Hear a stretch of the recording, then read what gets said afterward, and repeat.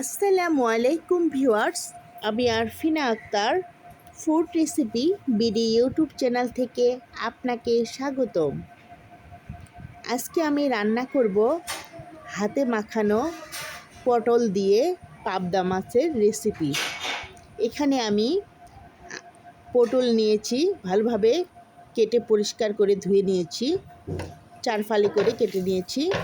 তারপরে আমি এখানে পেঁয়াজ কাটা, রসুন বাটা, তারপরে কাঁচামরিচের ফালি নিয়েছি। এখন পেঁয়াজ কুচি আর কাঁচামরিচগুলো ভালোভাবে হাত দিয়ে মাখতেছি।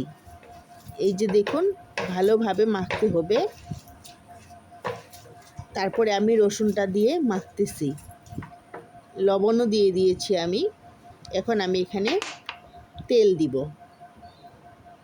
পরিমাণ মতো তেল দিয়ে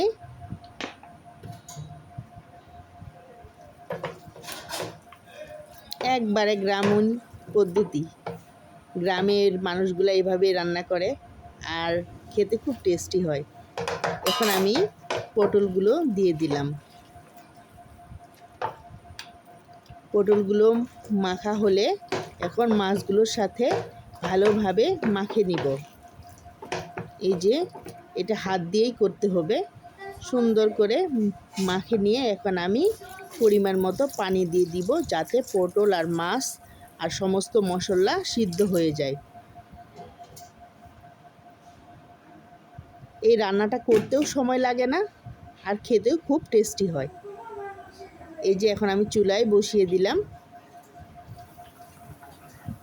এই যে বলক উঠে এসেছে, ঢাকনা দিয়ে দিলাম।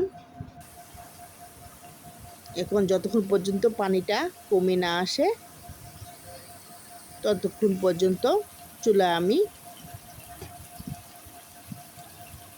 বসিয়ে রাখবো। এই যে দেখতেছি যাতে কোনো পানি না থাকে, সুন্দরভাবে পানিটা শুকিয়ে নিতে হবে। আর এ ধরনের ভিডিও পেতে চ্যানেলটিকে সাবস্ক্রাইব করুন, লাইক কমেন্ট শেয়ার করতে ভুলবেন না। পানিটা আমার সমস্ত চুষে নিয়েছে, শুকিয়ে গেছে। এখন আমি এখানে 1 কাপের মতো পানি দিলাম, তাহলে মাছটা একটু রসালো রসালো হবে আর খেতে মজা লাগবে। গরম গরম ভাতের সাথে এমন তরকারি হলে, এমন পাবদা মাছ যদি রান্না হয় আর পটল, খেতে কি টেস্টি।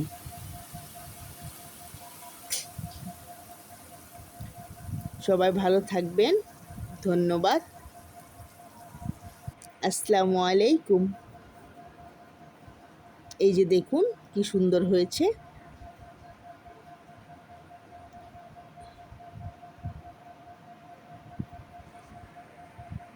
ধন্যবাদ।